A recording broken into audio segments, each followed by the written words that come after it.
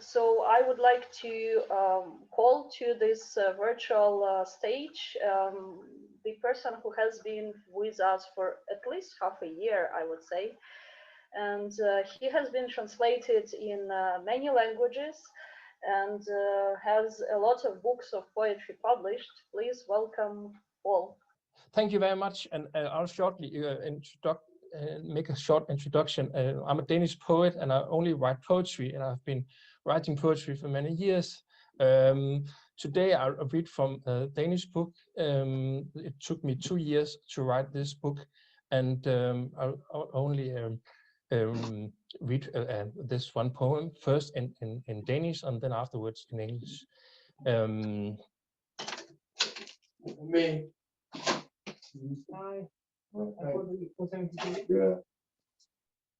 For me, to write poetry is very special, and the surroundings is very important for me, and how to be inspired to write.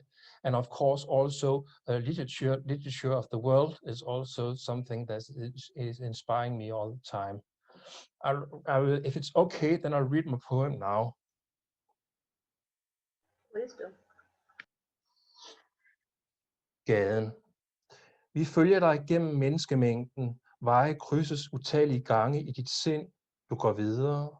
Anonymt ansigt er ikke en fejlagtig skæbne. En vibrerende tildækning af dit syn. Du går videre. Din tilstand vejes i vægtskåle.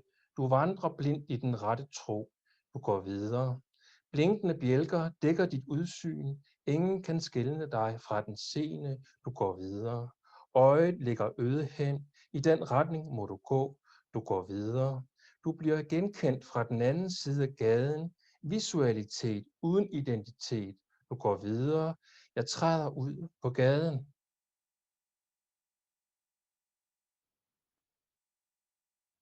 The street. We follow you through the crowd. Roads are crossed countless times in your mind. You move on. Anonymous face is not an erroneous destiny. A vibrating covering of your vision, you move on. Your condition is weighed in weighing scales. You walk blindly in the right faith, you move on. Blinking beams cover your view. Nobody can distinguish you from the seeing, you move on. The eye is deserted. In that direction you must go, you move on. You will be recognized from the other side of the street. Visuality without identity. You move on. I step into the street. Thank you very much. This is a Danish poem I've been writing back in 2018. I can't remember the exact date of the writing. And this poem has been published in engagement in Bulgaria, in Plovdiv, Bulgaria. Yeah. That's so interesting. Why Bulgarian? I don't know. yeah, exactly. I got an invitation through cooperation, and then I met up to this back in 2018, and I think it was because I've been participating in an event in Tetovo, Macedonia, the year before. Yeah. So this is shortly about this poem and how it was been writing back in my hometown. So would you say that when it was written in 2018, right? So did you have a feeling that you have been stuck on something for some time and you need to move on, but you don't have it in yourself? So you wrote this piece to help yourself do it. Yes, I think so actually. So it's yeah, I think I can't remember the exact feeling of writing this poem, but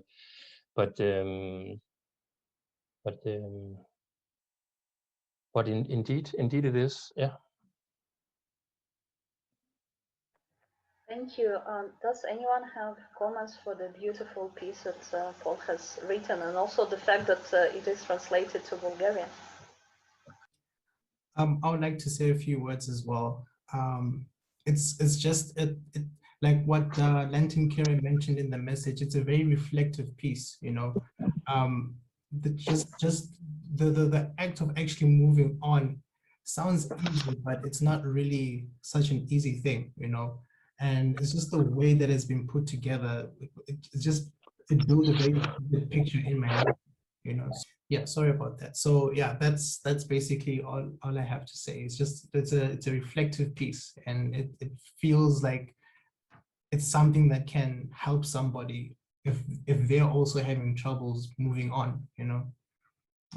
So thank you so much for sharing. Yeah, sure. So I think so I really like the way it was, in a way, metaphorical, because I mean, so from the concept of like moving on is like you need to know exactly what you were talking about. You need to go through something to be able to express that in a way that it would like make other people feel the same. So I think that there is a level of like some sort of inner feeling that you probably have to go through something to be able to write like this. Yeah. That is a beautiful intention, I think. So the next poet is the one who just spoken. It is Tamila Heptinh. Yeah, so it's Heptinh. Yeah. Okay, and she has had a penchant for writing since she was 13, especially when it came to poetry. For a long time, Tamila has been pursuing career goals that recently came to realize that she needs to express herself through writing again. And I actually can relate to that. I have had a similar journey. And Tamila feels that now she is in the search of what she could call an individual style. What she does now is trying to build abstract models, something that goes through self-perception process and out to the world in a vague verbal form. Tamila is now at a point where she needs to explore and experiment with text representation and to find her voice. In her student years, Tamila has been trying herself in academic writing, doing linguistic research, and she hopes that someday she will go back to academia and carry on with her research on simile and metaphor. And that is actually very surprising because my own research in the university has been also about metaphor. So our process is very, very similar. So the words is on to you, Tamila. Thank you so much. Thank you very much. Approximately 10 minutes. Yeah, thank you. So yeah, so this is absolutely new to me because I never really had any experience talking in public about the poetry that I was trying to write. So yeah, like for a long time, I felt like I kind of need to do something, and so I was basically working, and I did have a feeling that I need to express myself in a way that I would have to like keep the get this feeling of like excitement when I write something, because like when I was a teenager, I started writing something, but then I decided to spend some time doing other things, which were probably most important at the time. But yeah, so I actually, unfortunately, I don't have anything which would relate to like collaboration, but I do have something that would probably not be as well. I think we could just go into this and try and see how that goes. So yeah. Слова живуть у позачассі, матеріях міжсвітових. Між ними не існує кореляції, нема думок, ні речень, рецитацій, лиш парадигма, простір, у який застиг. Слова сливові вислизають, несказані, неспівані, як сон. І під вагою сенсу набрякають, як плід на дереві. Сезон. Слова сполуки субстантиви. Єдинність вкинута у світ. Що скаже світ? Побачить, злюбить, знавісніє. Слова, мов квіти, даровані у світ. Yeah, so unfortunately, I don't have a translation, but I hope I'll just be able to explain what this poem is about. So in here, so the main concept here, like the thread that is going on through the poem, is that I'm using the word, which is word, like verbal meanings that we convey, like the substances that we convey. These are the instruments they live in, like the timeless, in the timeless dimension. So they don't have any correlations among them. They kind of don't exist, but they're just like a paradigm. But they're also very important, and they all have like this really strong this effect that they provide. And so I decided to finish the poem with the rhetoric question, which sounds like so if I throw the word into the world, if I throw out the world, the words that I'm using to write this poem into the world, how would the world react? So would the people love them, or would they feel like they don't have any meaning, or would they be angry or something like that?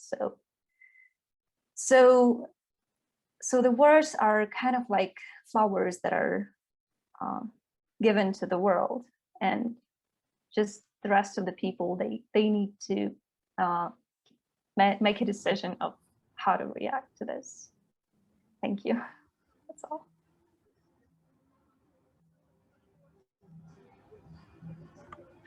Thank you, Tamila.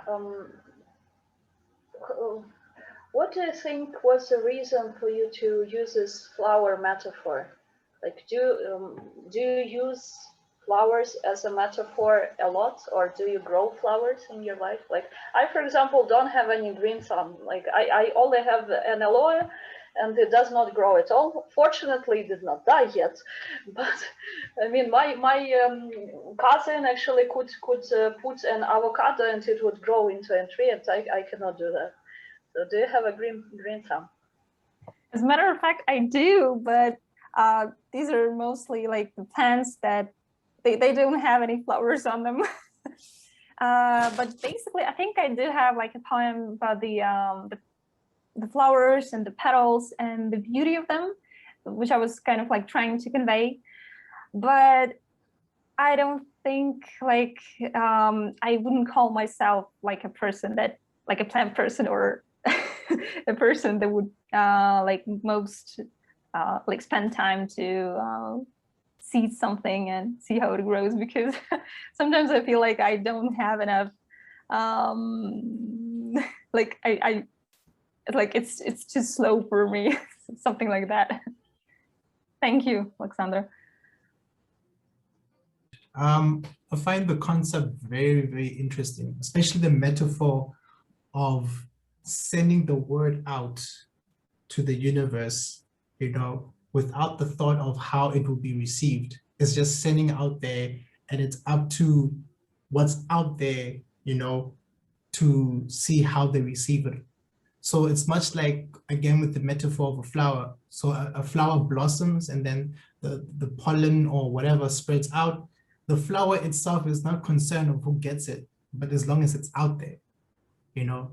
So even though it may seem that they're not connected, I think that a connection is formed between the sender and the receiver, because a message is now the bridge between the two, you know? And who knows, what if someone responds back and says, listen, this is what I saw, and here's how I interpreted it, you know? And I think that's the beauty of it. You know, sometimes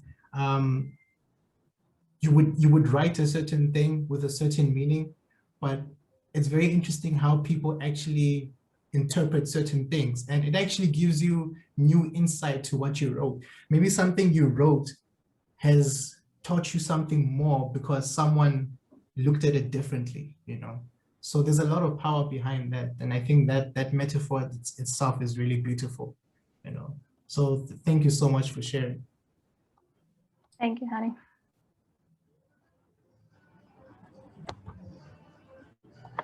Okay, so I think we will move on to the next poet. And I would like to welcome to the virtual stage Dr. Deena Padayachee. Deena, if you're ready, please grace us with your words.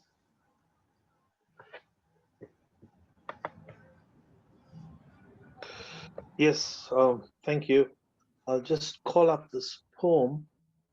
It's on the liberation theme, and it's to do with something we wrote during our apartheid struggle, and it's a difficult thing, I think, for people to visualize now.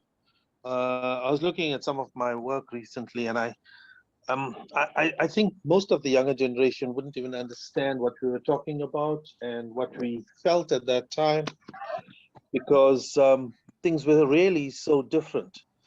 And but what I think a lot of people don't really see is that just about everything that happens these days is influenced by what happened many years ago. So I'm going to read this poem. It's called A Catalyst, and it goes like this.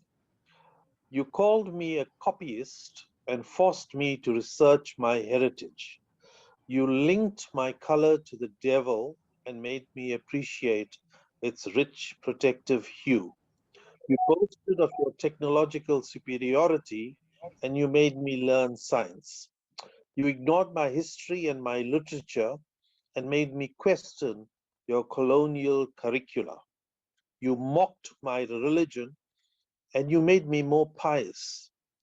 You dishonored my people and you made me seek to live with honor. You manufactured unethical laws to steal from me, but you made me resist your tyranny.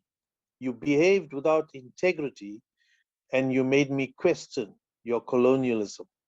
You called me stupid and made me study endlessly. You distorted the truth and sharpened my brain. You called me uncivilized and you made me learn of my own culture. You rejected, embarrassed, and humiliated me at every turn, and you created a writer. Yes, I like you. The blood from your spurs is the angry red platform on which I rise.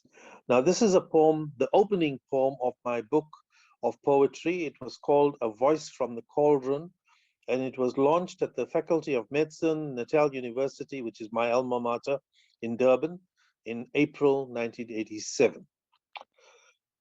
Right, thank you. It's maybe just me, but when you were reading it, I felt some kind of, pardon me if I'm wrong, but I felt some kind of like sexual tension rising. That this person or this event or this creature or this thing is motivating you to to move on. You know, it is kind of this eros thanatos thing that you feel like you are dying because you are something important is taken from you, so you need to prove yourself, and with it you get stronger and stronger every time. So you like, yeah, that's correct. That's right, because I call the poem Catalyst, because they, what they did to us during apartheid, the people who oppressed us, which is the European minority, what they did to us was they forced us to now try to survive by any means possible, because they did everything possible to destroy us. I also want to say a few words there. Like what Deena has mentioned there is very, very true.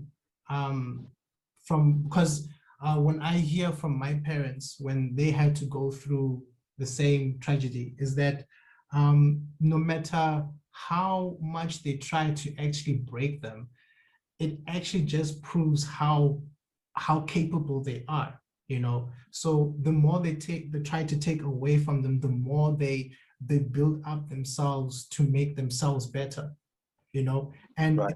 it's like they're constantly the what you call this, the apartheid law is constantly trying to prove that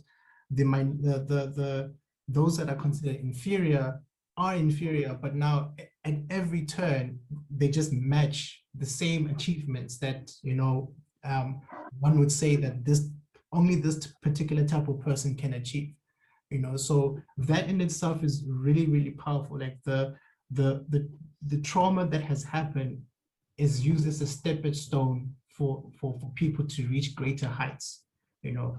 So Right. it's a very strong testament to say no matter what happens, we'll always rise stronger and better than before. So I really, really love that poem. Thank you so much for sharing. Thanks. Dr. Deena, I really love that poem too. Right from the beginning, you touched on what I call pioneers. You're showing that the events of the past has a way of influencing or affecting whatever is going on in the present, and I firmly believe that. And so in that sense, pioneers were very, very important and are still being very, very important. The second thing, it's relatable today, Juneteenth, because really it's not so unlike what was happening to the enslaved in America for hundreds of years. So I like that too. The third thing I like is where you're actually taking the negative, which they gave you, and turning it into a positive, showing how it has helped and shaped your journey. And you use several lines, 2 or 3 I've included, right throughout your poem to illustrate that point. And then I like the ending, which was very, very strong. So I think it's an amazing piece and a very intelligent piece with lots of discernment and worth reflection. So thank you very much. Thanks, Lantern. I just want to say quickly that what I find is that in our time, we were goaded, we were pushed into being better. Nowadays, I find a lot of the young people don't have that kind of drive that we had. And for me, it's one of the greatest disappointments of this era, that a lot of the young people don't seem to be pushed to excel. They're quite content to be average and just to continue in a very placid kind of way, and they don't try to be better. A lot of them, not all. Obviously, there's a lot of great people in South Africa, but too many people just are content to be mediocre. And that for us is a great tragedy. Yeah. That courage and strength of a Mandela, Jesse Owens, Martin Luther King Jr., Gorbachev, the visionaries, Jefferson and Emerson and so forth.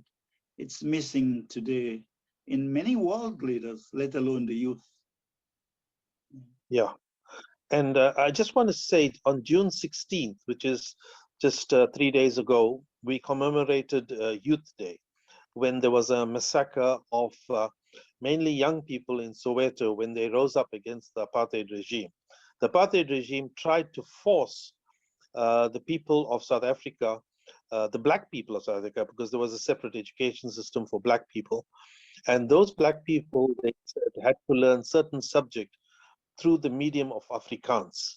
Now, for most of us, including myself, Afrikaans is a very difficult language. It's a Germanic language, and it's not an easy language we found to engage with. So to be forced to study through that medium was obviously a ploy to try to make education more difficult for black people. Indian people didn't have to do that. The so-called colored mixed race people didn't have to do that.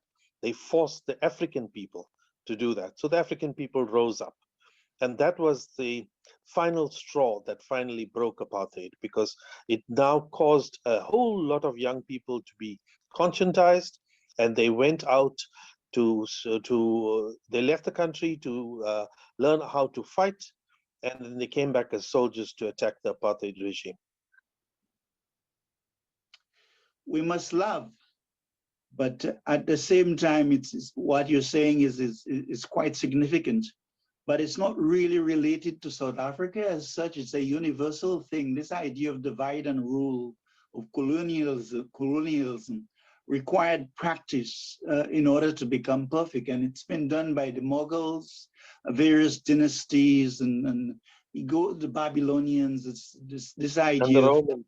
it's the Romans, well, they're part of the empire. It's not a new thing, and it's a systematic and deliberate thing. But I use the word we must love first, because I think if we get into it too much, it can create a lot of discomfort for many people. But you know deep down what's going on, and you were talking about the youth. The youth today don't have that kind of awareness because their interest is different. Society has moved on. The role has changed somewhat. People are more into games and the internet and other things, and so these things they bypasses them. Yeah. We forget, as part of your poem says that there were great pioneers who came and tried to pave the way for us, to make it much easier, because we didn't have it that easy before. And the irony of the thing is that those who now have it easy make it seem so difficult. Okay, thank you for your comments, Lent and Carrier. Irina says, I also really love this moment of transformation, hate to love, weakness to strength. I'm all about dichotomy, so yeah, that's a powerful one. And Tamila says, and it seems that a lot of us can relate to it. These notions, humiliation, distortion of truth, are historically so painfully embedded into our perception. That is absolutely true, yes. We have had a meeting dedicated to Never Again, on the 8th of May. So we have spoken quite a lot about this notion. Yeah, I think I would also like to add that, like, from the linguistics point, what I really liked is that it kind of uses an aphora or like the refrain that it just starts, like every sentence is started with you, and it seems like you're talking to a specific person, and it's not like you're talking to like an entire group of people. You have this like specifically like personalized someone who you tell it to. So it's like you push all of your emotions to that specific person, and I think it was very strong. Actually, I just want to say the you is actually the whole system. It's not just one person. So it's actually the whole establishment, the apartheid structure, that the legislation, the laws that made it legal to do what they did to us. So the laws, in fact, were, in our point of view, illegitimate. They were not authentic. They didn't reflect the wishes of the majority of South Africans. So, so actually the you is not a personal you. It's just the entire system. Because the one thing to remember is that in this entire monstrous system, there were a whole lot of people, white people, who were very, very embarrassed and tried very hard to overthrow the apartheid state as well. So the people who overthrew the apartheid state came from all the base groups, not one. Very just assessment. The British and other British blacks, particularly what we call the performance poets, those involved with social injustice, they use you a lot too, very much in the same way like you are using it. Yeah, it doesn't necessarily reflect one person, but the Okay, thank you everyone for the beautiful and deep comments. Next, I would like to call to the virtual stage a beautiful Ukrainian young poet called Irina Rudenko. Irina is originally from Kyiv, Ukraine, which is the city I am now in geographically. She has started writing poems early in school, but later abandoned it for several years. Recently, Irina went to creative writing classes and returned to writing short stories and poems with more professional approach. She also takes part in Ukrainian poetical competitions and literature almanacs with her works. At the moment, Irina has several achievements in this area. Her poems have received awards and high scores from judges from Antract, Poetical Hour, and Pen Colosseum. In the future, Irina is looking forward to deepening her skills in poetry and publishing a book of her own poems. So Irina, please welcome. Hi, everybody. I found that today's topic is really interesting and really disturbing. And for Ukrainian people, it is also quite important nowadays because we also have gone through a lot of struggles during our history and our cultural development. So today I would like to read you one poem which is deeply connected with our culture and how we tried and struggled to keep our identity. So at first I would like to read this poem on Ukrainian, and later I will read to you the translation in English.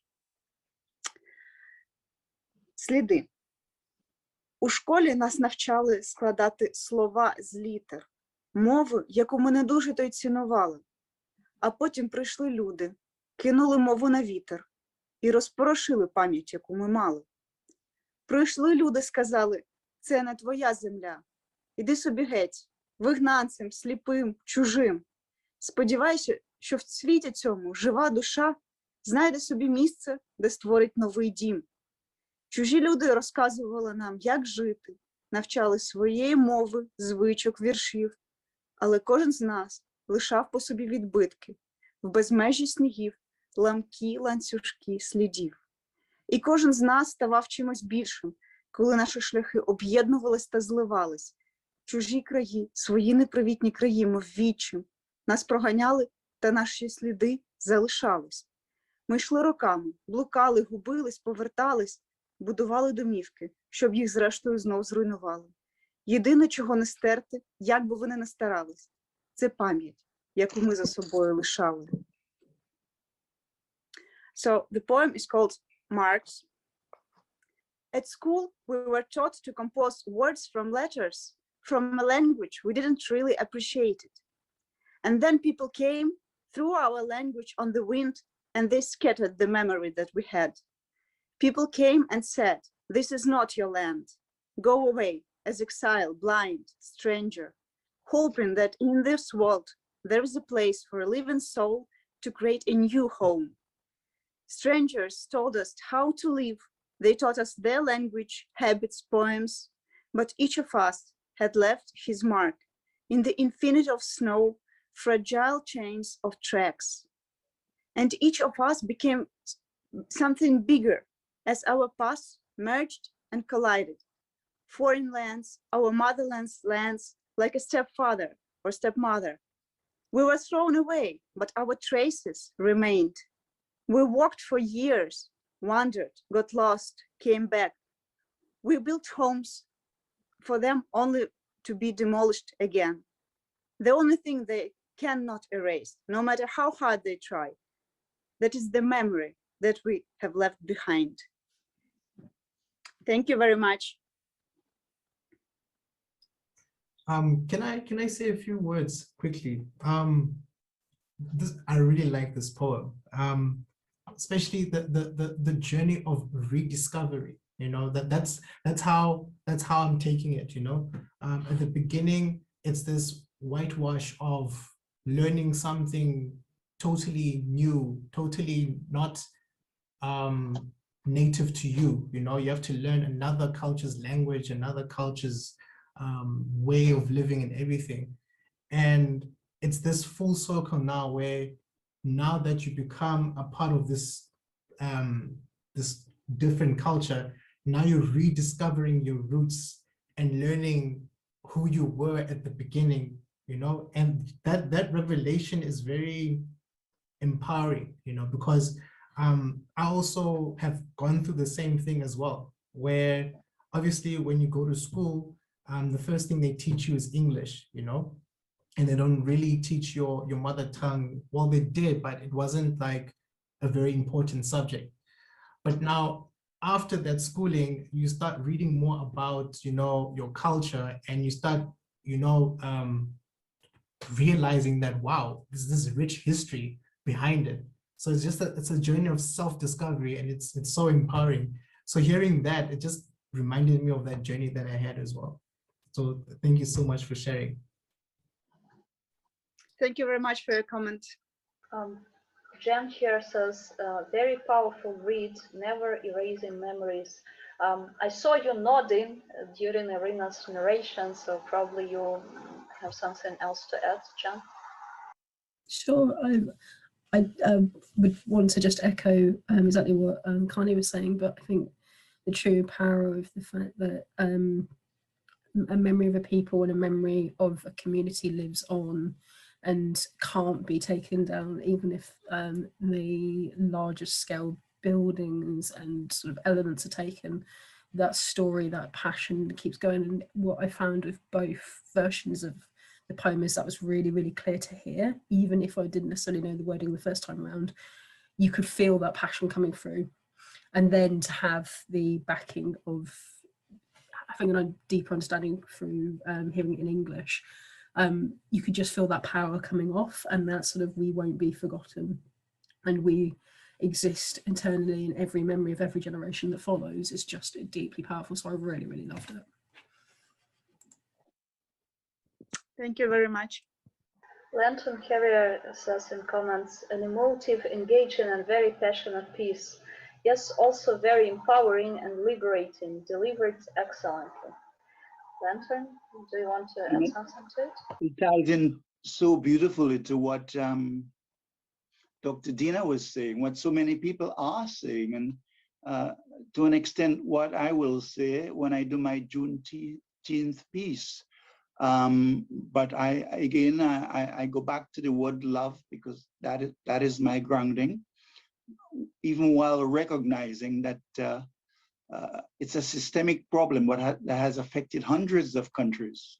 That's why I talk about the empires and the dynasties and Romans, what have you. Everything springs from human ignorance, which leads to avarice or greed, which leads to power, which creates system, which leads to divide and rule, which puts us against ourselves while the gold and diamonds are being sifted away, whether it's Ukraine, whether it's India, whether it's Africa, whether it's ancient empires, it's the same story. And it all stems from human weaknesses. It's an inherent thing. You can't blame any particular individual, but it's not nice when it happens. And we're going through it. We have gone through it. And I would like to believe that society is moving forward ever so slightly, even in a spiral. And just to leave it at that. But the poem itself is beautiful and instructive and reflective. And it's I have found in traveling in many countries and doing seminars, that the majority of people I meet, including the Black people, find it first crucially important to seek an identity. Before they get to the spirit of universality and oneness, it is important to seek their identity, to understand what happens. And many people are at that point. Tamila says, Irina's words are so painfully true. Elimination of self, we all know it too well. Would you care to explain why do you know it too well, the elimination of self? Tamila? I just mean that I really love the way she kind of used the words, because I was just, so the way Irina is saying is that if we're taught another language, if we're taught another culture throughout like a long period of time, our inner personalities become destroyed in a way that we become other people, and it kind of erases this small part of yourself where you you still identify yourself as this as you do have your identity, but it kind of like erases this like little just like piece of you which always needs to stay with you, and instead of this piece it kind of lives like it kind of, I think it just becomes filled with another language, which is something that is really that you feel, which is something that does not belong to you. And so the reason I was telling you that we all know it too well is because Ukrainians have been have a hard history of being under occupation for plenty of years, and we have wars, and I think that a lot of us know what it's like to be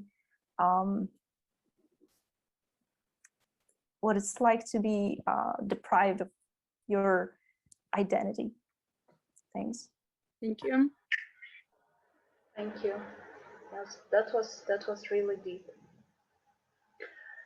Okay, moving on to the next poets, I would like to call to the virtual stage, Genevieve Ray. Genevieve is a poet, playwright, director, and spoken word artist from the UK. She has a passion for storytelling and using storytelling to teach self-branding and job coaching. And I actually want to hear more about that from you, Jen. Jen has been working in theatre for 6 years, producing Jacobean, Victorian, and modern plays. And I don't think we have ever heard any about that during this 7-8 months. How long have you been with us, Jen? That's a very good question. I think it might be 7, because I think I joined last. Good. Oleksandra, you've asked a really good question. I don't know. Probably last April. So yeah, that would be so. I'd be happy to talk about that in a little bit. But yeah, we'll talk. We'll have a bit of a chat following if you'd like. I wanted to find a piece when you popped up about what kind of the theming of today was, and I realised I didn't have very much on the kind of liberation side, but I thought maybe from the spirit of today and taken from something that Lamson said about finding that joint identity, what I do believe, and I've always believed, is that there's a mental trap and possibly a vocal trap as well in talking about anybody in a monolith, be it what their culture is, what their gender is, what their age is, what the thing, it becomes easy to start adding a load of theming around. And as soon as you start putting theming onto people, which is a massive part of stuff like Juneteenth, you have stopped talking to them, and you've not really learned or listened to what matters to them right now, what work they're doing, over the work you've previously done. And if you disconnect in that sense, hey, Hebe, then you're not getting their story. And so the closest I could come is one I wrote, which probably was around the same time I joined actually, called Sapphire Black. And it's a celebration of Ramona Lofton, who wrote Push, which is Precious, as you may know from the film. And it's all about hearing that shout. Sapphire Black. Gaze upon the stone-hearted soul that stays grey instead of gold. When fire is required, who shies from the dire and stays stun-lipped against terror for the fear of the label of shiny, undeniable, forceful, unagreeable sapphire girl. For sapphires push for trouble. They redouble on scant words said by fools, causing lines to turn head in shops and malls by consistent, clear-spoken no's.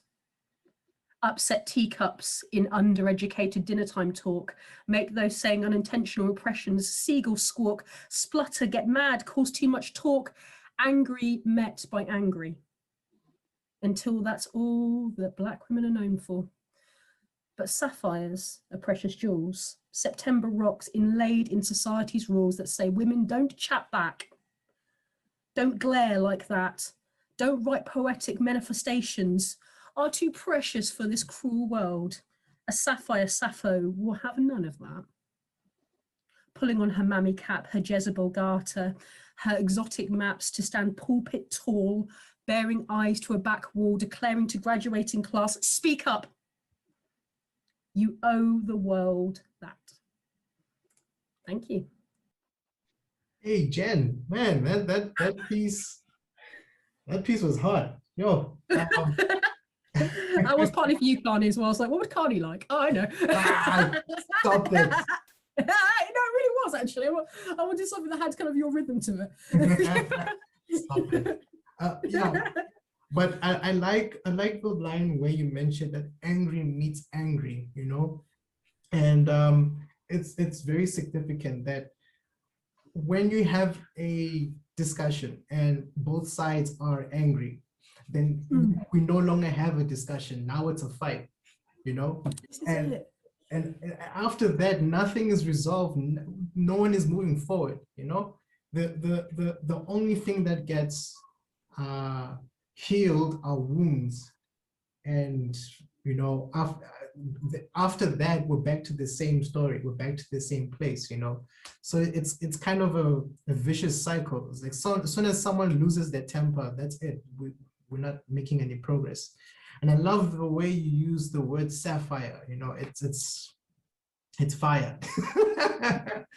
It's fire. But I really love that piece, and the way you actually presented it, like you've captured me, you know, like the style that you actually put it there. It shows a growth in you from the last time you actually performed one of your pieces. So I just want to say, keep up the good work, Jen. I really like your stuff. Thank you.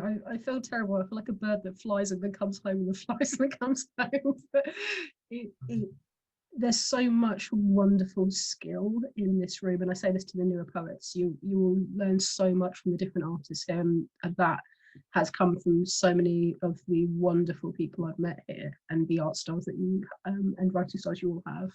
But it's a really old piece, and it was kind of like, felt like I was reinventing it as I was reading it. It was like, oh yeah, no, that's not full stop, that's a comma.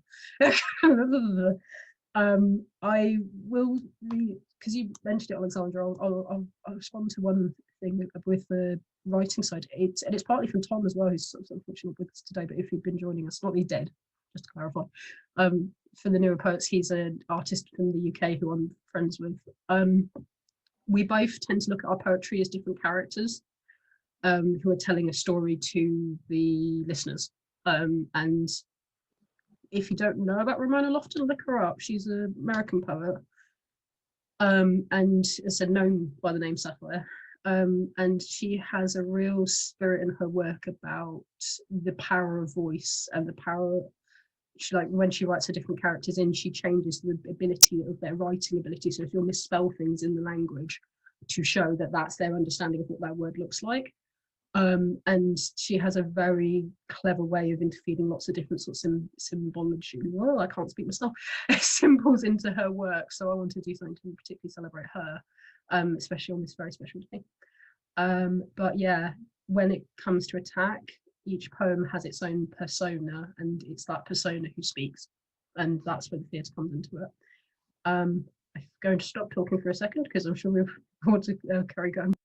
Okay, so we have some comments here. Irina says, your delivering poem is so strong. Wow. Lantern Carrier says, Genevieve, fire and dope. And Hiba says, beautiful rendition, Jan. Hiba, would you care to elaborate? Well, it's just that I've always loved the performance of Genevieve. She's always so, she brings power in it, so much power, so much substance in her rendition and her performance, whether it's, you know, a short poem, any theme, it's always so beautifully performed by Genevieve. That's what I love. And I actually, there was a time in between where I actually asked Jen to teach me how she performs, because I thought, maybe I'm not so good at it. So yeah, we've been there too. Sorry, even it's out loud. You read your stuff beautifully, Hiba. You really do. I remember saying to you at the time, I was like, there's nothing I could teach you. You read your work gorgeous. And each person will read to best suit their style and the nature of their work, really. But it was, I must admit, I did enjoy those conversations. They were so much fun. Thank you. But I think when I compare myself, like from a year ago when I joined, this forum, and up till now, it's like I see improvement, and I think a lot of it has to do with this influence, with the influence of this group and all of you. So yeah. I just wanted to say that I love the metaphor. It sounded so beautiful and strong, and like, I never know what it is allowed of me to like refer to people of different races as I don't know, like the most kind of powerful race. And I can only watch you using all these metaphors and all these words, and I'm wondering, would it be okay for us to use them, or would it be considered like racist or something? What do you think? That's a good question. I think with Sapphire, no, because it's even talking about sort of, it's part of the reason why I think I chose this one in particular. It's a historical term, as far as I understand it, and as I said, I've had to research to understand it, for the kind of woman who, kind of black woman directly, who would be quite direct of her personality, and it's kind of become a forgotten term. Like, we don't think of it as that anymore. It's also a reference to my mother. My mum's birthstone is Sapphire, and she is also a very, very confident woman. She's just very direct with her opinions on things, and I was just kind of like a little bit of a joke on her. But yeah, I think certain terms, yeah, they not, most interestingly, they lose their terminology. Like, I don't have any connection to the term mammy, but I know what it's referring to because of film and societal references and osmosis. But from the UK, it's just not a term we would have utilised in that way, but there's probably a different term for a black enslaved lady who becomes kind of the nanny to the young people working there, people living in the household. So it does make you wonder. And in the biggest answer to your question, I find myself, and I'd love to have this conversation with somebody like Deena, I find myself playing a bit of a game on the, my familial way of speaking is very similar to how I'm talking to you now. I was raised with a dad who was very insistent that I knew the dictionary. I'm not putting on airs and graces when I talk this way. This is how I was raised by my family. I sometimes use AAVE. I don't know if everyone's heard of it, but it's a vocal and literary speech pattern from America. That has become quite known. It's become contentious because people have been using it and copying it. So in reference to what you're saying there, Oleksandra, from different races and people in stuff like Twitter speech. And is it appropriation? And I've used it, you know, and made jokes with my friends, especially because I haven't got on this side of the water very mixed friends, because we're not very mixed as a country. And I'm sitting there going, am I being appropriative because I'm not American? I can't speak for the experiences that American people have. I have Zimbabwe family and my mum's from Zimbabwe, but I've never grown up there. Am I appropriative if I use bits and pieces because my friends will go, oh, it's so exciting, exotic, but they don't know.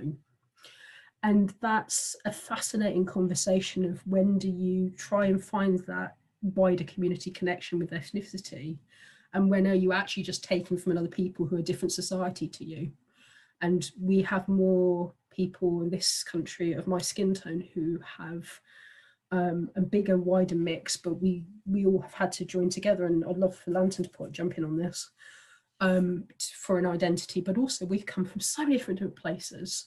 So it's an interesting thought, and I don't know the right answer to it, if I'm honest, but I'd love to find out. Thank you. And also, I think it depends on the type of culture that you not only grow up in, but also like find yourself in. Because like Ukraine, for example, we have never had slaves, you know. So the black people or people of a different race have a totally different meaning in our culture. So usually it is just students that came from abroad to study because Ukraine is cheaper to study and it gives an okay education, you know. So we never have, like, some people in our country are like, okay, this is someone another, and we don't know exactly how to behave with them, but we have never had, you know, the segregations and everything.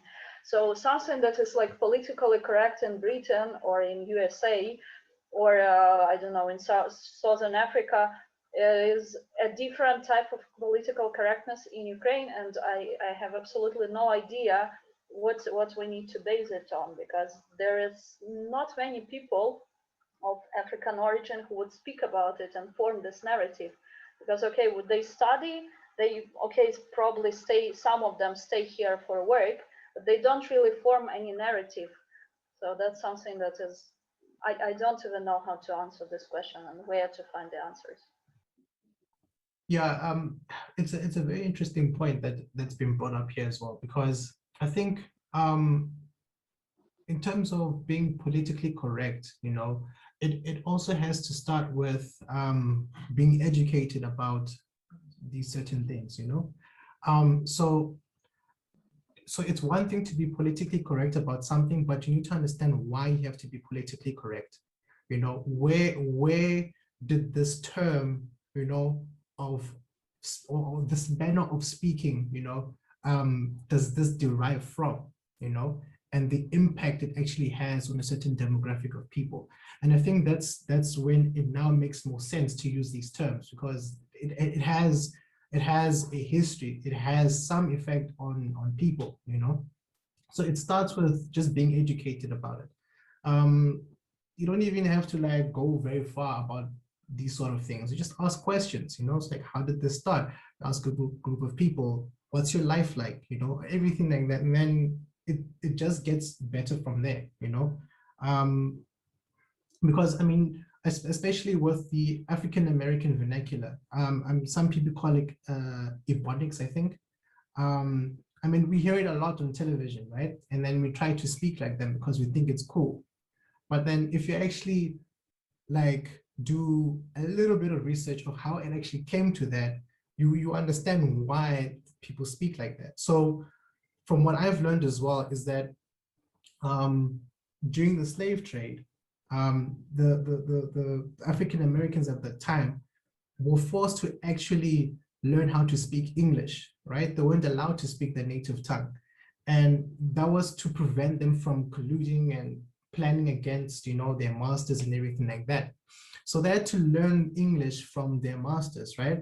But the funny thing is, those people that were their masters weren't very good at English either. So that you know, that the way, that manner of speak somewhat goes along with that. But even more interesting is that the way the sentences are structured is very similar to that how African languages do it, you know? That's why if someone were to go full-blown Ebonics, I may not get 100%, but I might understand the meaning or the sort of, you know, the gist of it all, you know, because it's very similar to how we speak our languages. So if you just go about that mentality, understanding from that direction, then I think things will actually get a little bit easier, you know. I would like to take over from here because I would like to introduce onto the virtual stage Oleksandra. And as you already know, she is from the Ukraine. And a short story about who she is. So Oleksandra, also known as Lesia Bakun, is a poet, translator, and NGO activist who resides in Ukraine. She has been writing since childhood in Ukrainian, Russian, and English. Her poems have been published in several anthologies, Levanda, yeah, in Ukraine, Open Door Magazine, Rockport Poetry Festival, Nightmare with a Twist in the USA, Anthology of Contemporary World Poetry in Bangladesh, and international magazines including Trouvaille Review, if I pronounce that correctly, and Borderless Journal in Singapore. Her poems have drawn praises from readers and spoken word artists from 30 countries, from the US, Australia, and Poland to Mauritius, Indonesia, Trinidad, and Tobago. She has visited 22 countries, of which she gave lectures in 7. Since June 2020, acts as writing, publishing, and digital marketing consultant. She has published 16 fiction stories in English on Amazon. For the last 6 months, she has been co-organizer of the weekly virtual poetry readings. The themes she explores in her poems include societal issues, relationships, trauma, and gender, I think this is gender equality or gender. Gender, yes. Sorry, yeah. It was cut off. No problem. Sorry, I had to read. Like it's so many achievements they just made. I have to actually read them all to you. You know. So I would like to introduce Oleksandra. Welcome to the virtual stage. Please grace us with your words. This poem has actually been written in Russian some time ago. So it has been translated to Ukrainian, and now it has been translated to English. So I'll read it in Ukrainian because I don't have the original in Russian. I might remember it, but I may be making mistakes. Actually, let me try it. But it has been written in 2003. So let's see if I can actually remember it in the original. Looking at the translation in Ukrainian. Когда-то эта ветка была розой, чудесной чайной розой цвета пожара во Флоренции, и даже тот, кто никогда не любил цветов, часами мог любоваться ее нежными лепестками. Теперь же она лежит на печи, прижавшись к теплым бокам кастрюль, как бы ища поддержки. Ее замечают. Оцарапавшись рукой о ее шипы, ее осторожно 2 пальцами поднимают и кладут в растопку. А кастрюли смотрят несуществующими глазами, как бы говоря, как же так? Ведь когда-то эта ветка была розой, чудесной чайной розой цвета пожара во Флоренции, и вы любовались ею. И сковородка солидарно потрескивает ей в ответ. And now the translation to Ukrainian from Russian.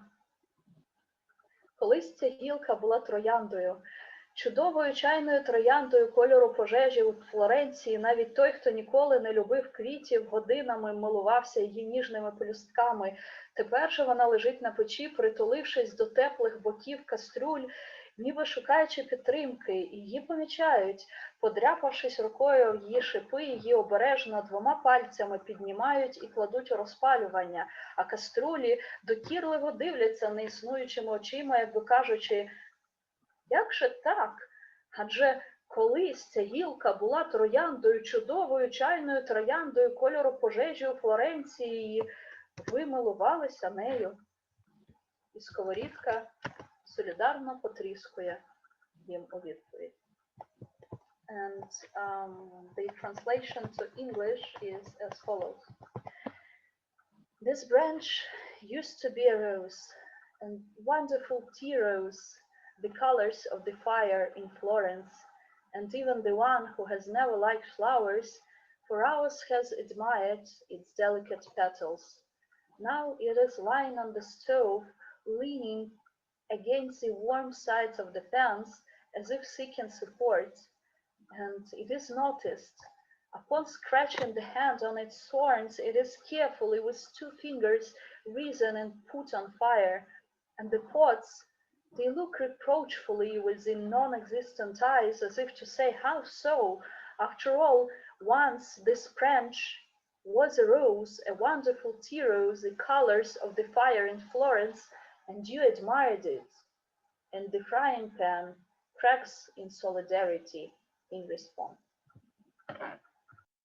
Oleksandra, that was a beautiful poem. I've got one question to ask though. During your process of actually translating from Ukrainian to English, do you sometimes come across this issue where in Ukrainian it makes perfect sense, but now when you're shifting it over to English, certain words may just change the whole meaning of the poem? Have you ever come across that, and how do you overcome it? Absolutely, yeah. Not only that, but also when I write a poem, even if it is not rhymed, I'm trying to follow a structure, you know, like pa pa pa pa pa pa. And then some words in Ukrainian are much longer than in English, and the structure is broken, and you need to change it somehow. Like, and you know, the overall flow changes. And sometimes you're absolutely right. When I translate something, it really doesn't make that much sense in English, and or I understand that people who come from a different culture would feel differently about it. So I need to change like the whole part of the poem and kind of rewrite it from scratch. And it is like not the totally different poem, but it becomes like a brother. It is related, but not the same anymore. No, that I think that, yeah, that makes a lot of sense. So it's the poem is, like, as you say, the brother, but it's not the exact, you know, piece that you've written originally, you know. That one has to actually understand Ukrainian to understand the poem, like 100%, you know. So I think that's one more step towards, you know,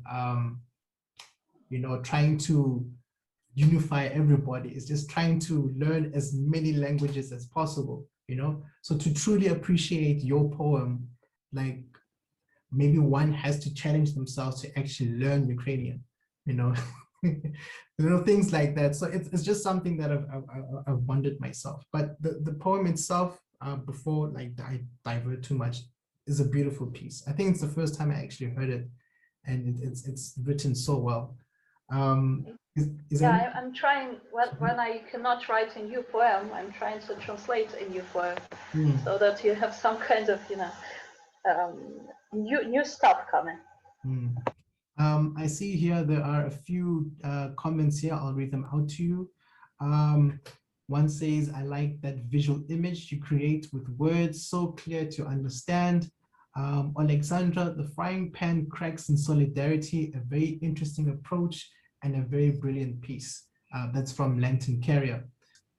I definitely would, and I think what really came out today, you've always kindly sort of translated for us, Oleksandra, but today it felt like one song that changed language as it went, because as you were reading through the different lines, and maybe it's because over time you kind of get used to somebody's cadence, you did similar things sort of performatively when you hit the same line, even if they changed length because of the nature of the language. And so it really had a kind of beautiful translation in the sense of like, I got the same feeling each time. So when you said the line that hit me particularly was this branch used to be a rose, I could feel like every translation. And there was another line, oh, I can't remember which quite one now, where you slightly dip off screen like this way, and you did it every single time. So there was this kind of motion to each piece. So they really fed into each other beautifully. And you took maybe a sort of 2 or 3 second breath before changing to the next translation. I know you said, and now I'm going to do the Ukrainian version, and now I'm going to do the English version, but you didn't even need to in a way because they flowed into each other so beautifully. If you were to perform this for a poetry slam in real life, I wouldn't even necessarily tell people and just see if people in the audience recognize, because they really do, like from the first line to the end line in each translation, slide into each other so nicely. It's just like one long song where it's kind of, and Kani's right, if you're clever, maybe learn as many languages as possible so you catch each one on the way down. It really works across all 3 languages in a kind of musicality. I think this may be my favorite. Yeah, I think it is. I think it's my favorite poem you've done that's yours. I really love it. Thank you. I will think about it. Maybe the next time I will try it, you know, switch to another language without warning and see how people react to it. Or maybe I will do some cross stuff, you know, like weave the poem. yeah, like that. Thank you. Okay, Hiba also comments that she loves my poetry both in my own language and the artistic way that I translate it. Thank you, Hiba.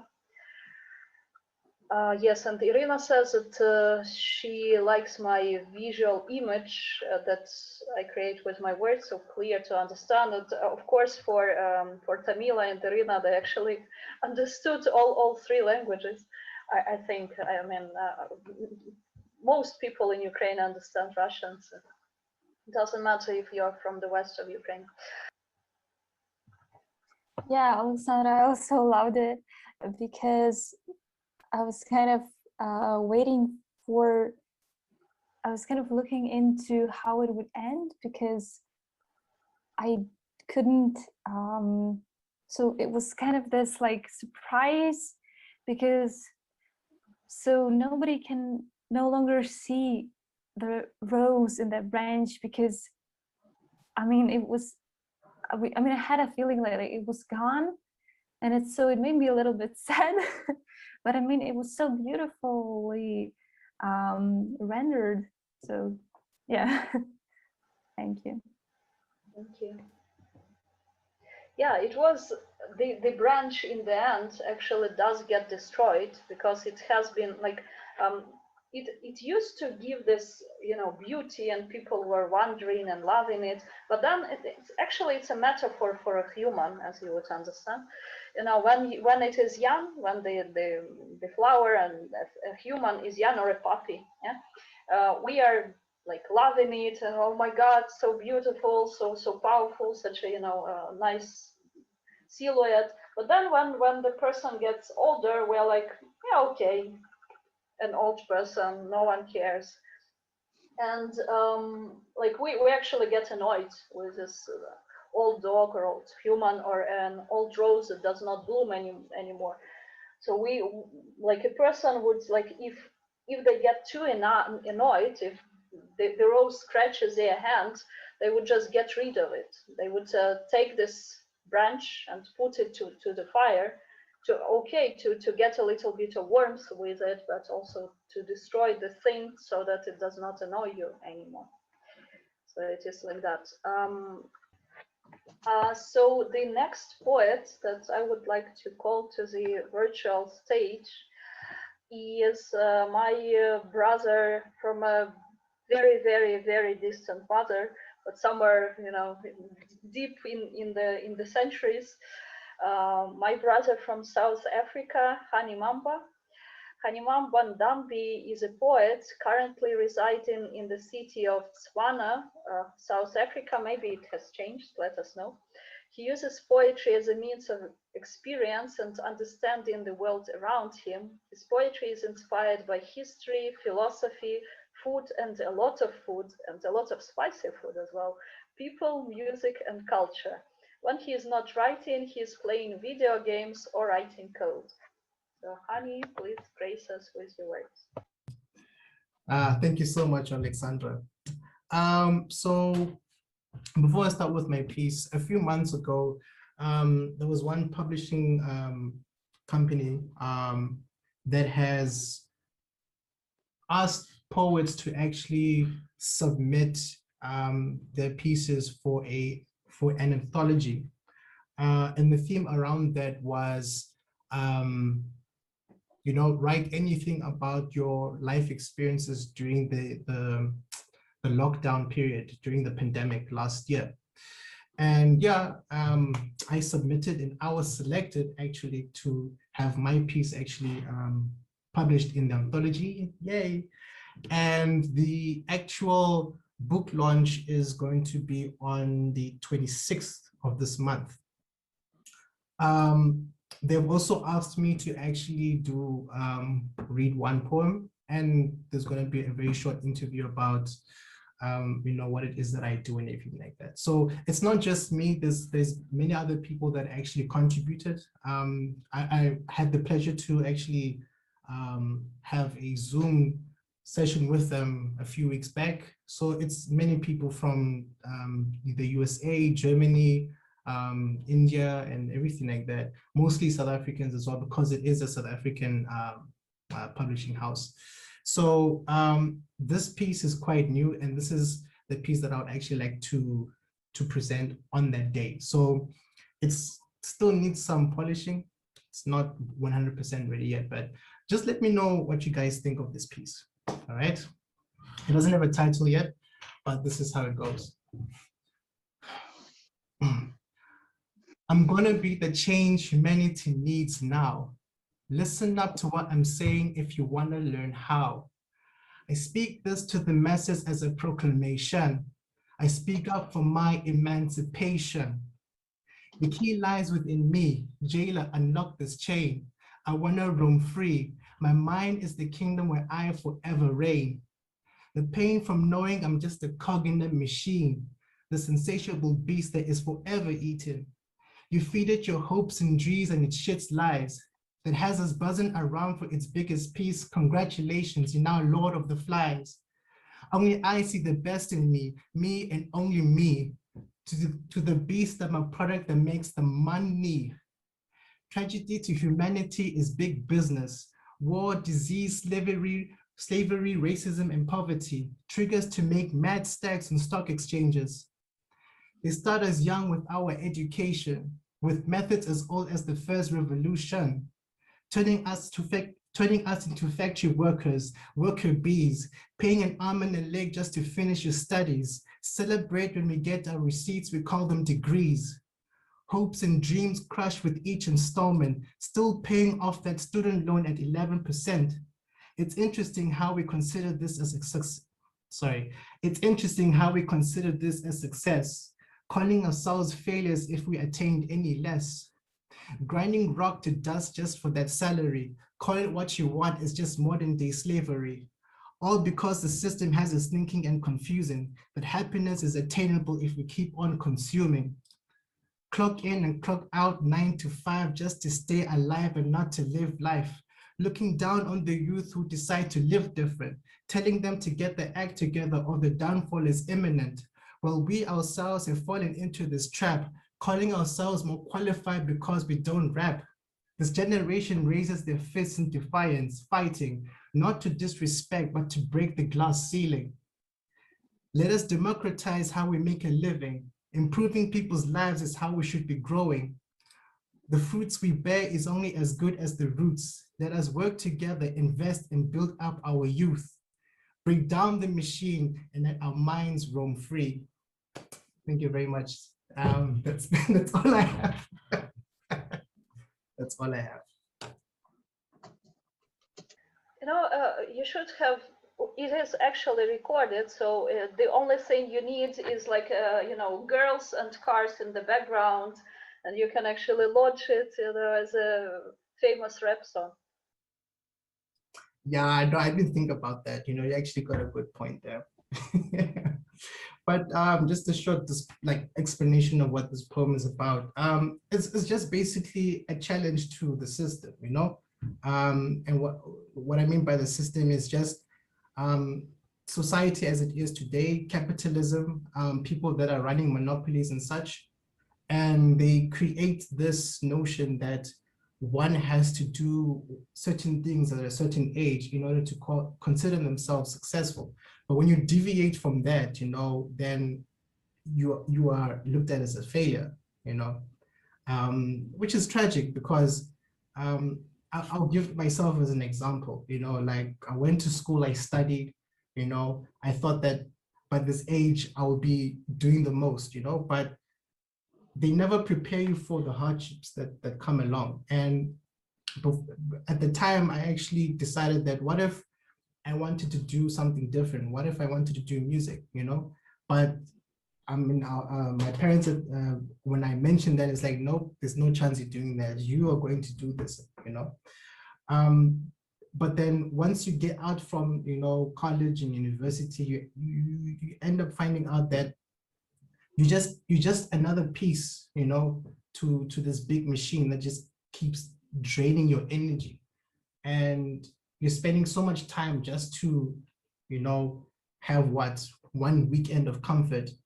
And then the next 5 days is just back to the daily grind. And that's not living, you know, that's trying to survive, but that's not living. So that's what the poem is all about. So now you have this generation, the youth, who are deviating from that. You know, you have people becoming professional gamers, professional YouTubers, Twitter stars, TikTok stars, and the generation before is like, what?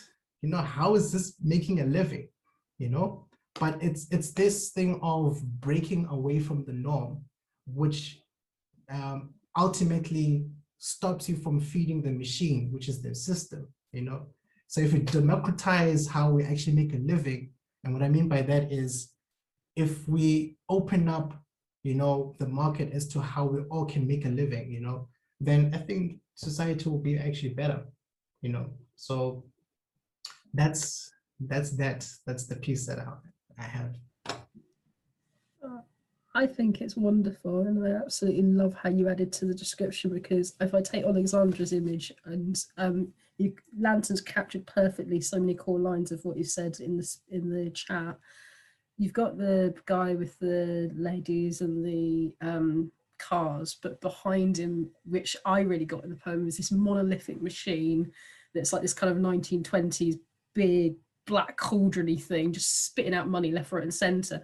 And all that hard work that is visible with the car and the attainment, really most of his work's going there and feeding and what I think really works, and I'd love to see the next progression with it, and I'm so glad it's the one you put in because I think it's perfect, is that rap spirit that I think a lot of people have mentioned in the comments. I think you've got so many wonderful metaphors about how economy works, that with the flow in which you have, and I think the more you practice it, the speed will increase as well, because I feel like the only thing I would say with criticism is just it being a tiny bit faster than it currently is, but it flows into each other so beautifully, and this story of this machine that is growing and taking and growing and taking. Yet I have this bit and I have that bit, so it's okay, I've covered for myself. It's really clever. It's really freaking clever, and I love it. I think it's a brilliant piece. When the launch happens, because it's obviously the 26th, will that be a live launch? Yes, it will. So they're going to, yeah, it's going to be live on Facebook.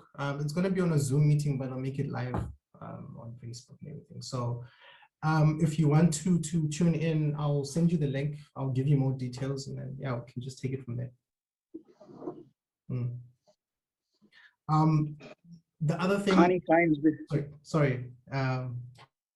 You can go. I was going to say that Khani finds the whole thing suffocating. He wants to remove the bars and lift the cells of the prison open take away the indoctrination and let me run wild like the hare, you know, let me be free, give me my freedom. It's too suffocating. I don't want to be underwater. I want to just flail my arms and swim kind of approach to the poem. Of course, the lyrics is there and you use a rap style. I kind of ask where it came from. Was it a person or was it from the system or the machine, wherever you took the lyric, the rap from? It's there, which enhances the beauty of the poem. But I see the quintessence of what you're saying is that the whole thing has become a kind of indoctrination. We're following a system which is suffocating, and you're asking us to remove the bars and let freedom reign. Yeah, so the reason why I decided to go with a sort of rap flow is that rap and hip hop is like one genre that is specifically rebellious, you know, fighting against the system, fighting against the man, you know, and it's that style and cadence is somewhat to say it's free, it's expressive. I'm not going to fall in line like you want me to, you know. And is that the Matrix or coming out of the Matrix? I don't remember how the movie goes. Yeah, it's somewhat, yeah, it's like coming out of the Matrix, you know. It's just like you realize that you spend so much energy just to be a piece or a cog in the machine that you forget who you are and who you want to be. You can be whatever you like to be, but because you have so many people saying, how are you going to survive on this? How are you going to make money out of this? You know, those are things that are bringing you back to the machine, you know. So with the style and cadence, hip hop is very rebellious. It's very stick it up to the man sort of thing, and that expression is very free because now you can change it up, you can slow it down, and that's why I decided to go with that flow. You know, we can take it further. You know, sorry, the visionary. I said we can take it further. The visionaries, the Jeffersons, the Gandhis, the Gorbachev, are people who refuse to go with the system. That is why they were Mandela. That is why they were able to change it. Through revolution. Yeah. So now imagine if Mandela actually released a mixtape. You know how much of an impact that would actually make as well, you know? So it's that sort of thing, you know? We all want the same thing, but we just have to change the way we say certain things to be heard, you know? And that's the core of what I'm trying to say, you know? You know, from what you described, I got a certain dystopian vibe. You know, because like people in dystopia, when they live there, they actually think it is a utopia because like everything is so perfect. And then like one person usually or a group of people actually notices that something is wrong there and like tries to go against the system, and system doesn't let it. And in many dystopians, this person, you know, this narrator, is actually getting destroyed in the process because the system is so big, it has existed for generations, and it is actually a well-oiled machine, and you are just like a small piece of sand that gets stuck in this machine system, and it just like crashes you. But some pieces of sand are actually so strong that they get to stop the machine. So which one would you like to be? The thing is, I don't want to be that one person or that one grain of sand that actually stops the machine, because as you said, the machine is massive. It's been built over centuries, right? The only way to actually stop the machine is single grains of sand working together as a collective, all right? So instead of becoming a grain of sand, we become a sand dune, and then we stop the machine from actually working and we grind it to a halt, you know? So it's not just about the individual, it's about trying to let others know this is what's going on, you know? And let's come together to make this better. That's why I was trying to say, let us democratize how we make a living, you know? Let us change the way we see ourselves trying to survive. maybe this is not the way to do it, you know. Right. And also, Irina, there are a lot of comments that I'm trying to give the voice to the people who don't actually speak. So Irina wrote, I also felt the rhythm in a poem like rap song, very intense and powerful. Irina, would you like to speak more about it?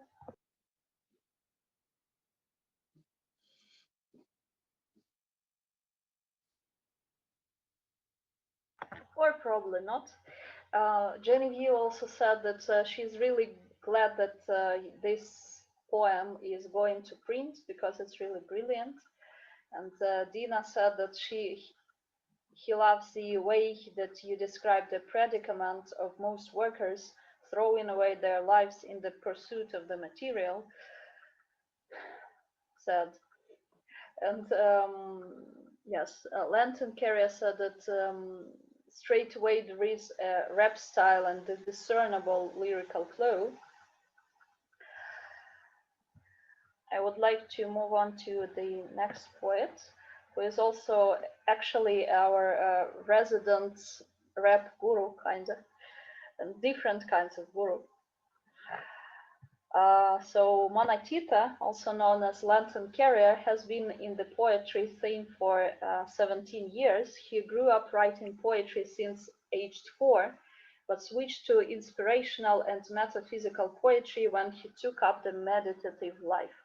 Equally at home with performance pieces, Lantern Carrier has won a Hammer and Ton Slam, featured at Run Your Ton, Vegan Cafe and other venues. He has been runner-up in slams as well as making the finals in the H&T National Final on Brighton. Lantern Carrier has read at the famous New Yorican Cafe and also in Nairobi, Kenya. He's a creative writer who writes short stories, essays, and flash fiction. He's also the author of My Guru Sri Chinmoy, Life and Teachings and Maxims. My Guru Sri Chinmoy, Life and Teachings and Maxims for Our Children, a look at the teachings of Jesus the Christ. Lantern Carrier is a poet who tries to serve, to bring light, to elevate, enlighten the understanding. He endeavors to reach the heart, to bring wisdom to his pieces, and is a specialist in nature imagery, music, color, and dance in their kaleidoscope of different forms. All of his poetry addresses the varying moods of the soul and the human condition, either in mythical harmony or in separation from its source. So, Manatita, please grace us with your words. I'm impressed. Where did I gave you all that? You're even using my spiritual name. Awesome.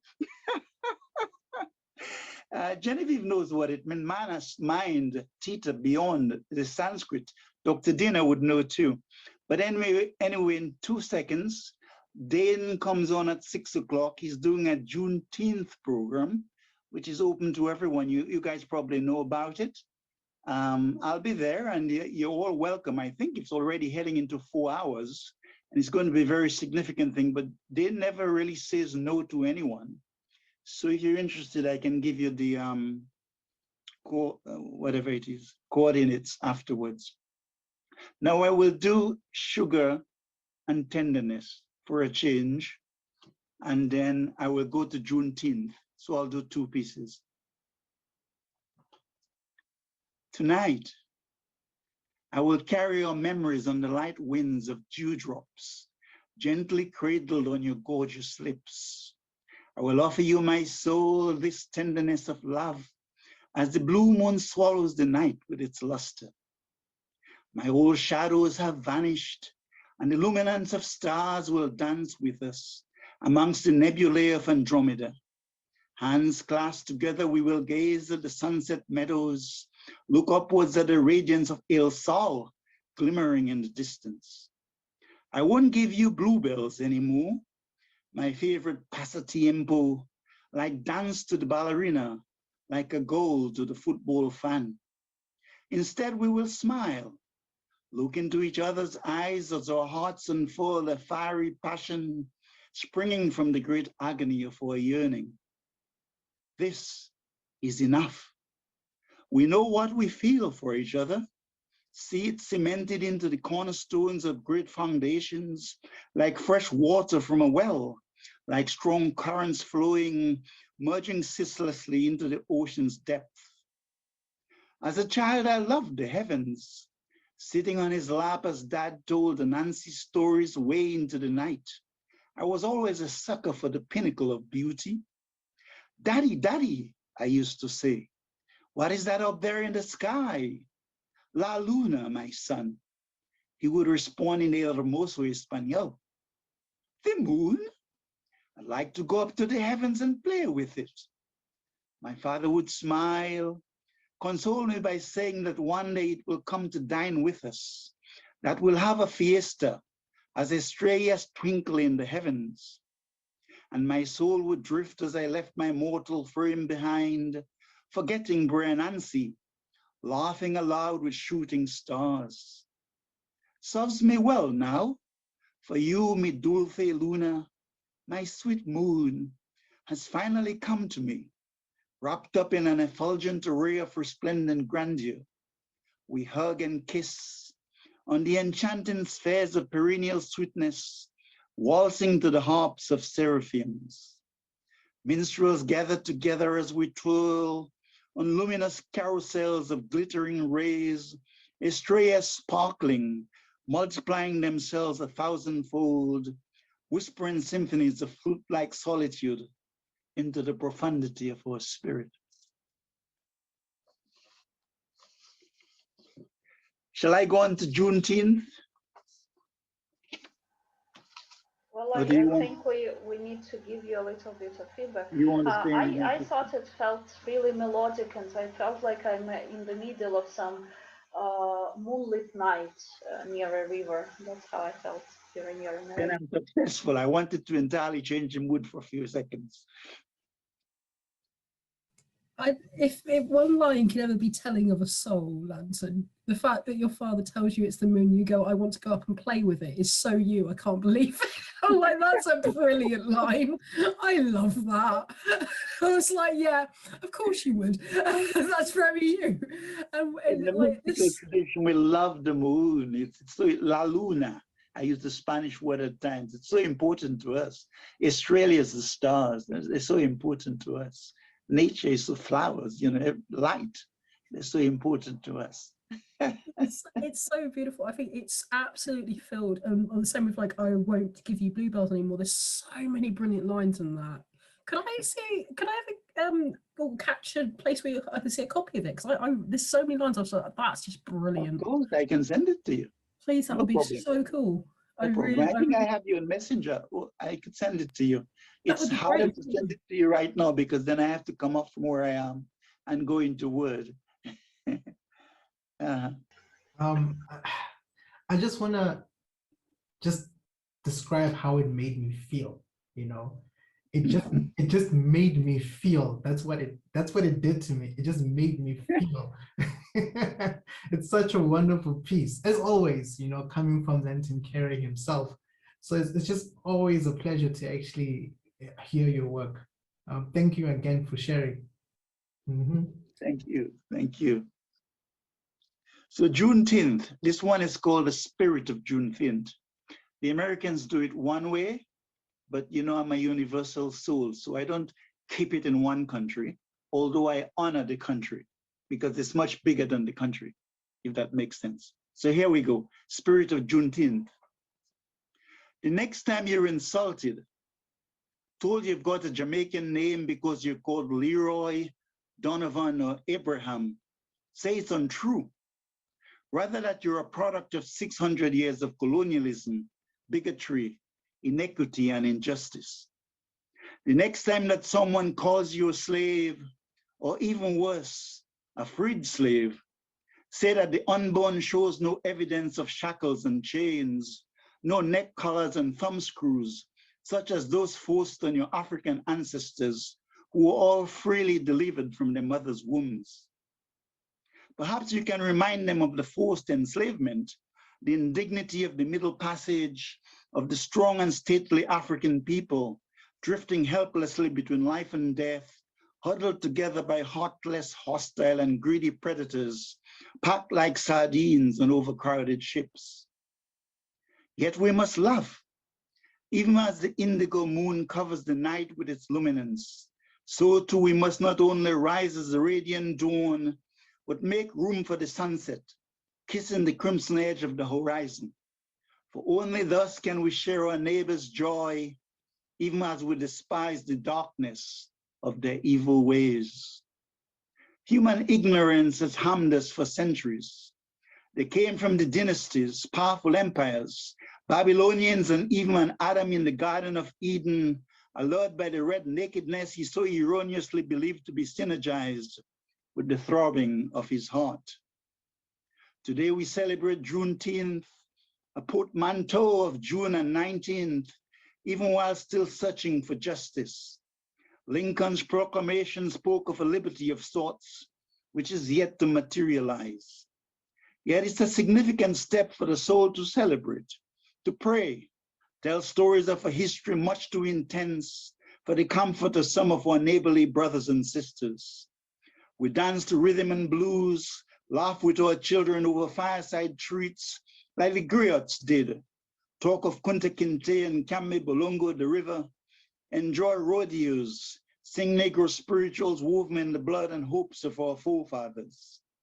Yet we remember that some 3 years after the proclamation, some 32 years after it was passed in Britain, 1833, we were still far from the so-called freedom, still cotton picking for our oppressors, still segregated and punished for daring to mention our legal right to celebrate this great jubilee, to determine our own future. There was still no voting, no eating with whites, different water fountains, schools and parks, to name a few. Yet Juneteenth, more than Independence Day, implies freedom for all, and what a government chooses to honor and celebrate should normally speak to its core values.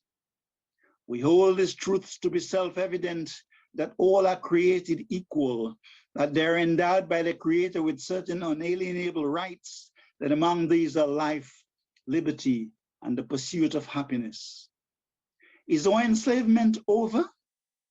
The yoke of the knee of bigotry still pierces our hearts, even as gentrification and disparity forces us into ghettos, causes us to gather like sheep, while the privileged few ensures that we have minimal impact in an endemic system tainted by greed, corruption, complacency, and mistrust.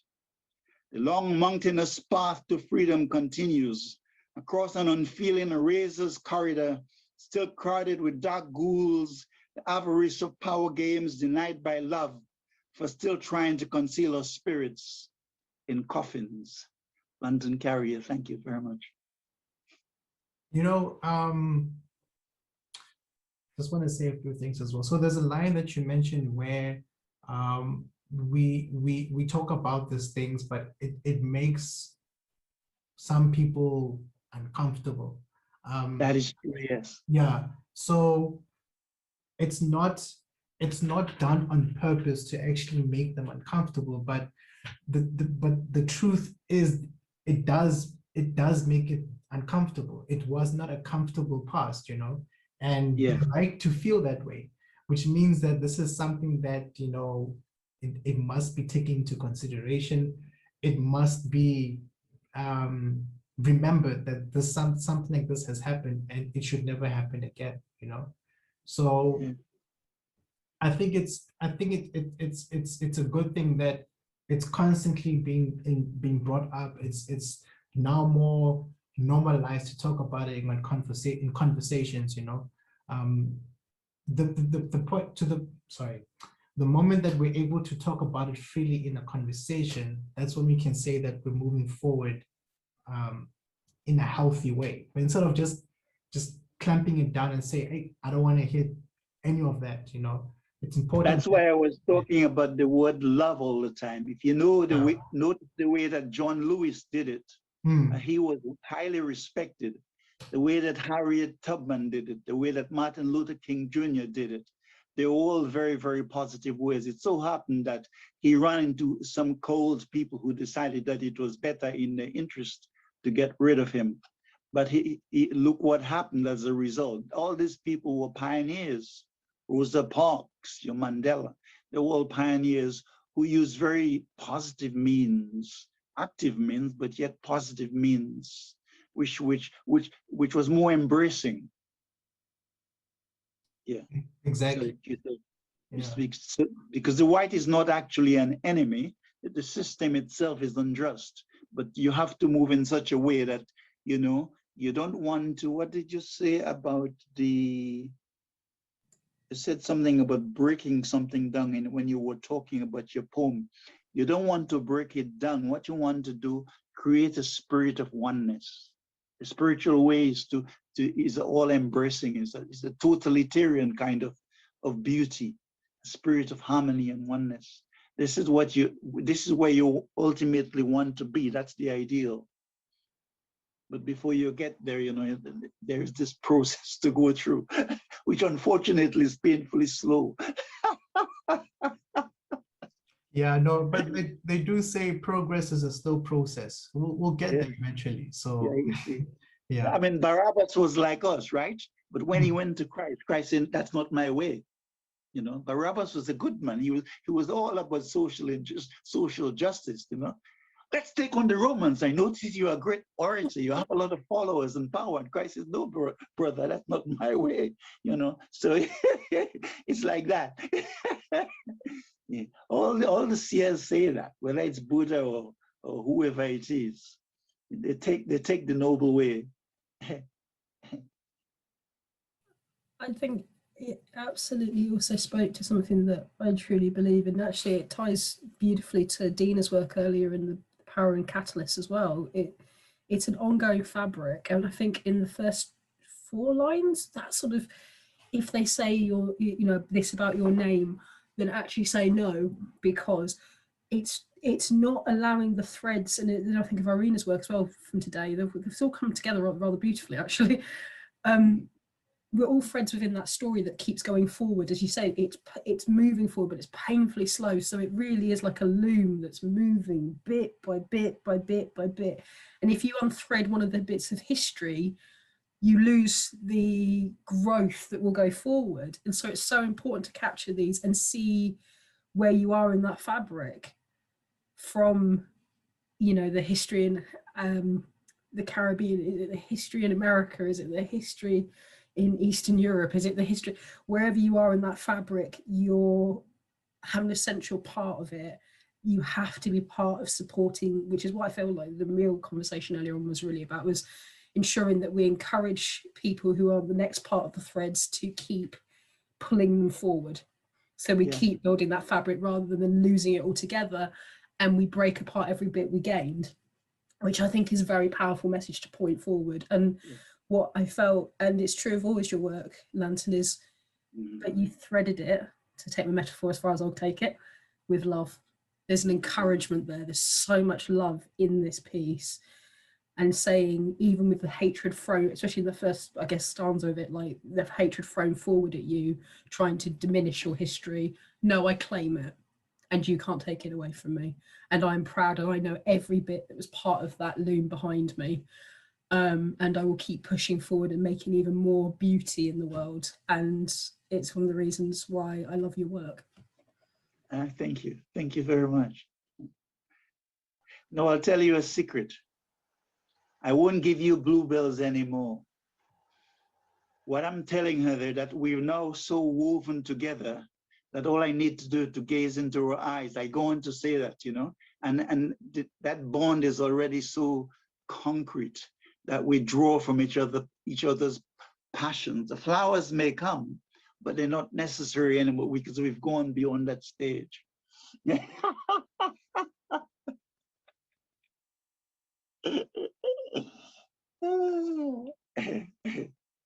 That was the first poem. Well, anyway, this is all the poets that wanted to recite today. And we are very, very thankful for all of you for joining on something that is actually quite an event, you know, something that just started. I tried to get Adrian to join, but unfortunately he couldn't.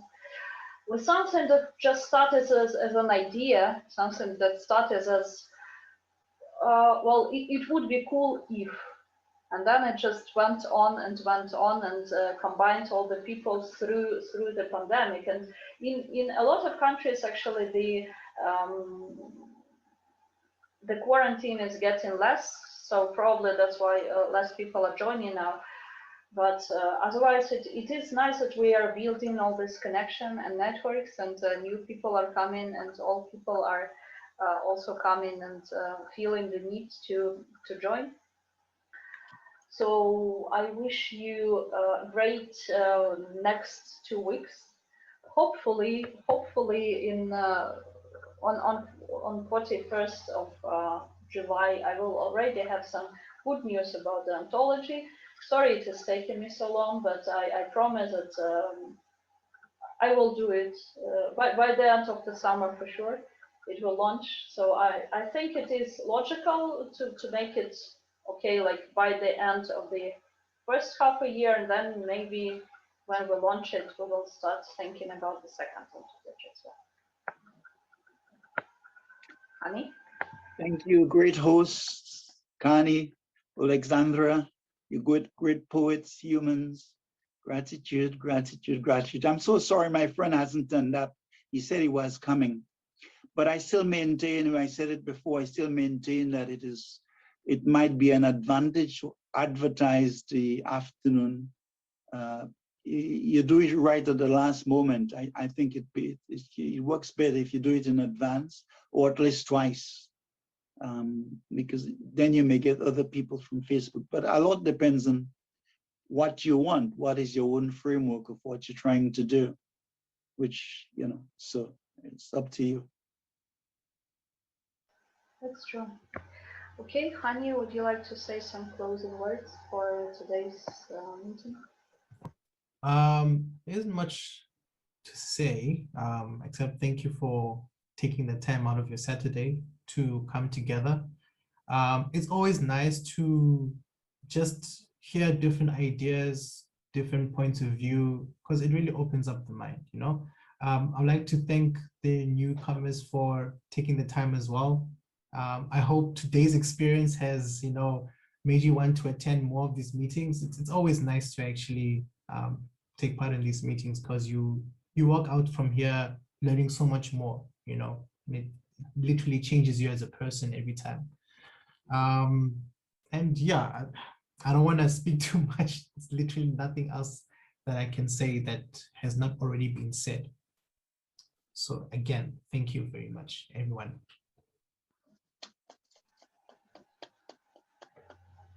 Goodbye, and have the beautiful end of June.